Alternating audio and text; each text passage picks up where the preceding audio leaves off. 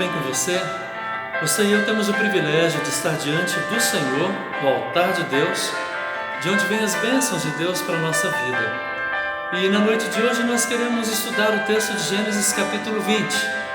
Eu quero convidar você para que nós façamos a invocação ao Deus Triuno e o nosso momento de oração. Em nome do Pai, e do Filho e do Espírito Santo. Amém. Senhor nosso Deus, a Tua palavra é lâmpada para os nossos pés e luz para os nossos caminhos. Ajuda-nos a ouvi-la com reverência e atenção. Dá-nos a atitude de Samuel, que disse: fala, Senhor, porque o Teu servo ouve.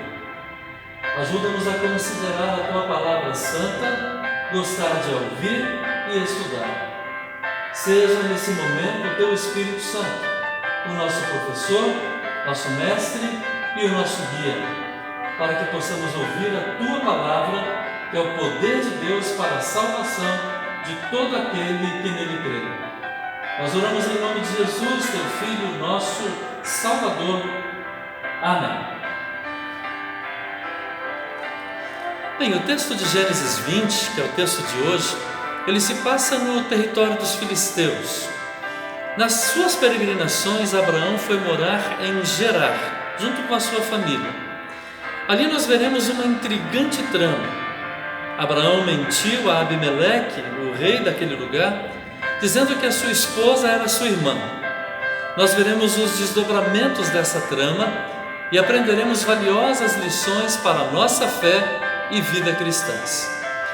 Eu quero convidar você para que nós leiamos o texto, Gênesis capítulo 20, onde está escrito: Abraão partiu dali e foi para a terra do Negueb, e habitou entre Cádiz e Sur, e morou em Gerar. Abraão dizia que Sara, a mulher dele, era a sua irmã. Então Abimeleque, rei de Gerar, mandou buscá-la. Deus, porém, veio a Abimeleque em sonhos de noite e lhe disse: você vai ser castigado com a morte por causa da mulher que você tomou, porque ela tem marido. Ora, Abimeleque ainda não se havia aproximado de Sara, e por isso disse: Senhor, matarás até uma nação inocente? Não foi ele mesmo que me disse, é minha irmã? E ela também me disse, ele é meu irmão. Com sinceridade de coração e na minha inocência foi que eu fiz isso. Deus respondeu-lhe em sonho: bem sei que com sinceridade de coração você fez isso. Por isso impedi que você pecasse contra mim e não permiti que você tocasse nela.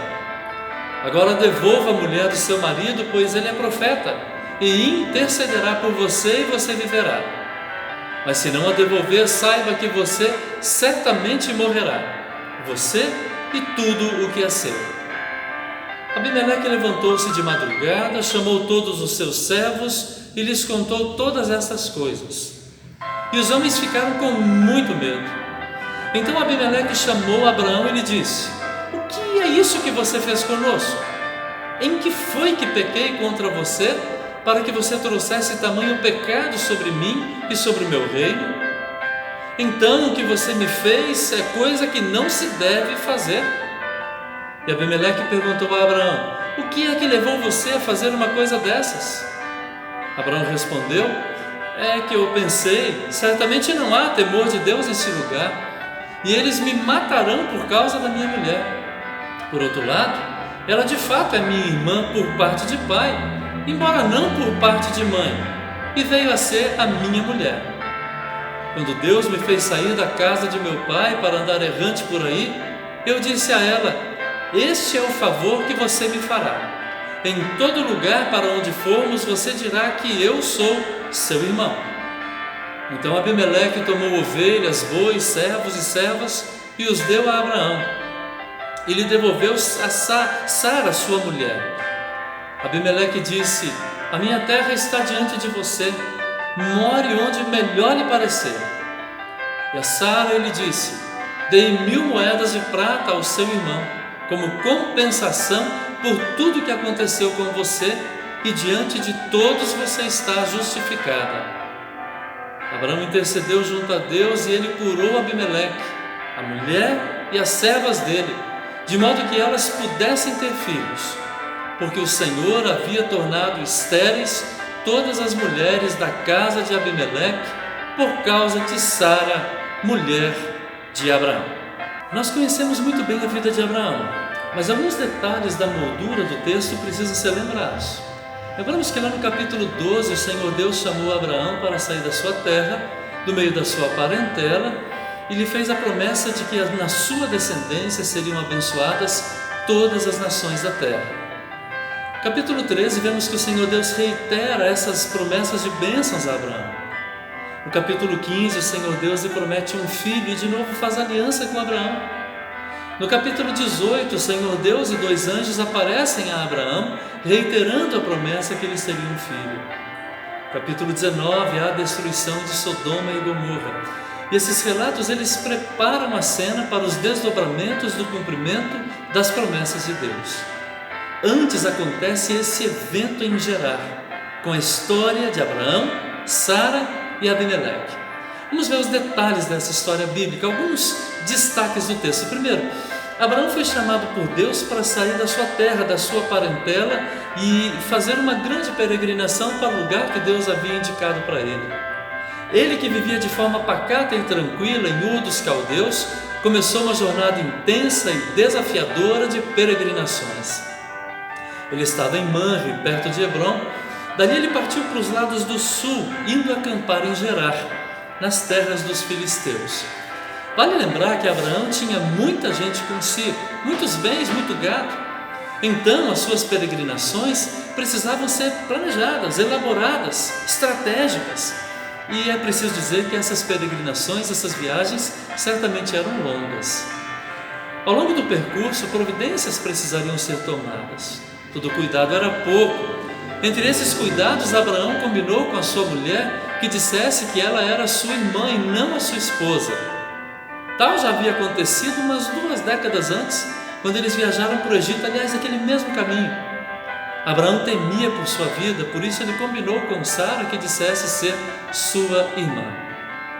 Abimeleque, então, confiando nessa versão, tomou Sara por sua esposa, colocou-a no seu harém. Os reis antigos tinham um harém com muitas mulheres. Não se sabe se Sara, ainda com boa idade, aqui ela já era uma senhora, já com alguma idade, se ela era ainda fisicamente atraente e bonita, ou se Abimeleque queria tomá-la por esposa a fim de ter algum tipo de vantagem unindo os seus bens e riquezas aos de Sara e Abraão. O Senhor Deus apareceu a Abimeleque em sonhos, dizendo que se ele tomasse Sara por esposa, ele seria punido de morte. Havia entre os pagãos um certo conhecimento da lei natural de Deus, e entre os preceitos que estão escritos no coração do ser humano natural, valores morais foram preservados. Por isso, até hoje, em muitas culturas pagãs, roubar, matar, adulterar, desrespeitar autoridades são considerados erros, pecados graves. Abimeleque ainda não havia possuído a Sara. Ele respondeu ao Senhor: mas Senhor, tu matarás uma nação inocente? Não foi ele mesmo que me disse que ela é sua irmã? De alguma forma, aqui Abimeleque apela para a justiça do Senhor Deus. Abimeleque ficou muito assustado e no dia seguinte, de madrugada, ele convidou o seu conselho de segurança, conselheiros, sábios, magos, entre outros, e contou o que o Senhor Deus tinha falado para ele em sonho. E o que isso resultou? Todos ficaram com muito medo. Certamente eles já tinham ouvido falar a respeito do Senhor Deus, como por exemplo na passagem bem anterior, que é a destruição de Sodoma e Gomorra, e eles ficaram apavorados.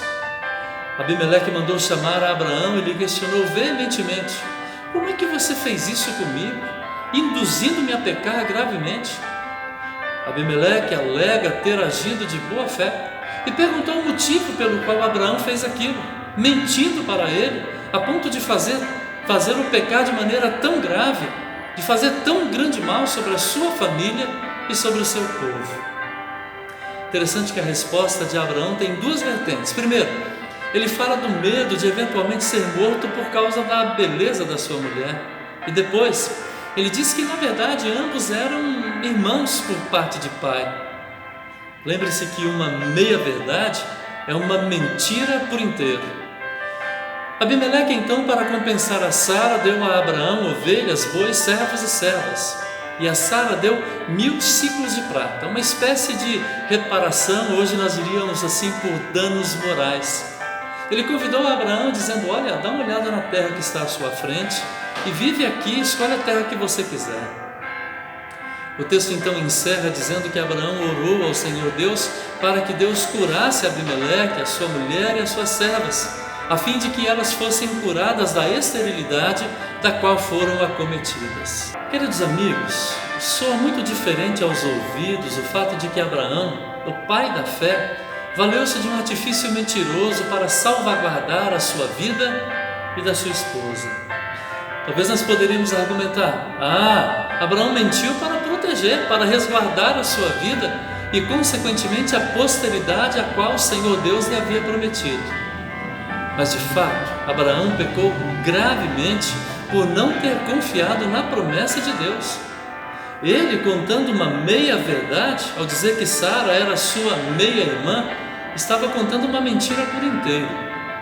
O problema aqui é que Abraão pensou que o Senhor Deus não tinha capacidade, não tinha condições de guardá-lo, de cuidar dele, de preservar a aliança e a promessa que ele mesmo Deus fez. Abraão não confiou na fidelidade do Senhor Deus, na sua misericórdia, no seu poder. Ele valeu-se do jeitinho, das artimanhas, das manobras, muito próprias nossas de seres humanos. Nós agimos assim quando nós não confiamos no fato de que Deus está de fato prestando atenção na nossa vida. Quando imaginamos que Ele não está percebendo os perigos a que estamos expostos e o mal que nos cerca. Nós pensamos que Deus está no céu, lá distraído, e não está olhando para nós, e que nós, quem sabe, precisamos ajudar a Deus, dar o nosso jeitinho, fazer as nossas manobras. Para tal, da mesma maneira que Abraão, usamos artimanhas, mentiras, pensamos estar agindo por uma boa causa e tudo vale. Uma outra coisa que sou estranho nesse texto é que Abimeleque parece agir mais corretamente que Abraão, o pai da fé. Olha só que contrassenso. Nós precisamos refletir. Pensa bem, não soa estranho o fato de que um funcionário de uma empresa que não é cristão, um homem pagão, às vezes ele realiza o seu trabalho com mais fidelidade e correção do que um colega na mesma empresa, um colega cristão? Não soa muito estranho que um patrão pagão, uma pessoa do mundo, um empresário, trate melhor os seus empregados do que um patrão cristão? Não é estranho que um marido pagão cuide melhor da sua esposa do que, em muitos casos, um marido cristão? Não soa muito estranho o fato de que uma mulher pagã cuide melhor dos seus filhos do que muitas mulheres cristãs? Outra coisa que soa estranho é o fato de Abimeleque agir mais corretamente do que o próprio Abraão. Isso é muito estranho, é muito difícil olhar para esse texto e não perceber esse contrassenso. Não soa estranho que um filho pagão seja mais obediente aos seus pais do que um filho cristão? Não soa estranho que um aluno pagão seja mais aplicado e diligente nos seus estudos do que um aluno cristão? Não soa estranho que um político que se diz cristão é muito mais corrupto do que aquele que notadamente é pagão? Não parece estranho que uma pessoa pagã tenha uma conduta moral mais reta, mais elevada do que muitas pessoas cristãs? Abimeleque parece ter um grau de correção muito mais elevado do que o pai da fé, Abraão. Eu tenho certeza que a falta de confiança nas promessas do amor de Deus, do cuidado dele, da proteção, da ajuda do Senhor, é a causa de muitos pecados, como esses de Abraão e como tantos outros nossos que, à semelhança de Abraão, pecamos tão terrivelmente assim.